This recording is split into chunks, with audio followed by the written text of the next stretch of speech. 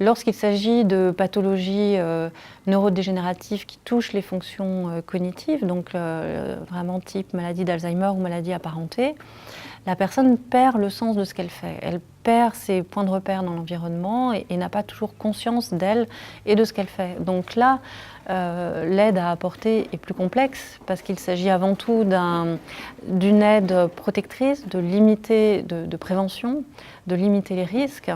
Et pour la personne aidante, c'est très souvent une inquiétude permanente. C'est-à-dire, lorsque je ne suis pas là, qu'est-ce que la personne fait? Qu'est-ce qu'elle est en train de vivre? Est-ce qu'elle ne se met pas en danger? Est-ce qu'elle ne sort pas seule de l'appartement? Voilà, une inquiétude qui peut être constante.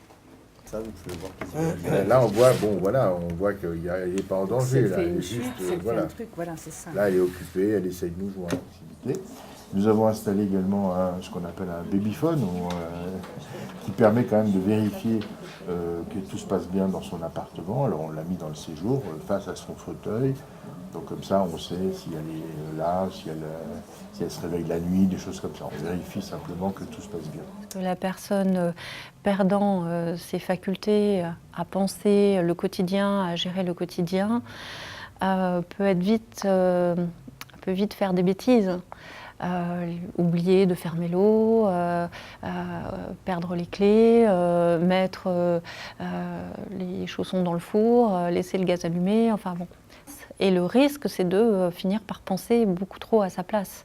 Mais c'est vrai que c'est difficile parce qu'il faut comprendre ces maladies-là. Pour les personnes qui font face à un proche atteint de ce type de maladie, il y a une véritable formation à suivre pour comprendre la maladie, comprendre les troubles de la communication, comprendre ce que la personne peut encore faire, justement pour ne pas la traiter comme un enfant et puis pour lui permettre d'être encore, en tout cas en grande partie, elle peut encore être elle-même et elle peut encore faire des choses. Et d'ailleurs, la personne malade a besoin de pouvoir se sentir encore être quelqu'un dans le regard des proches. On n'a pas, malheureusement, avec la personne qu'on aide, on n'a pratiquement plus le retour. Savoir, est-ce que ce que je lui ai préparé ce midi au repas, est-ce que ça lui a fait plaisir? Est-ce qu'elle a apprécié, etc. Jamais ils vont vous dire ah oui, c'était très bon, dis donc, ah tiens, t'as mis là.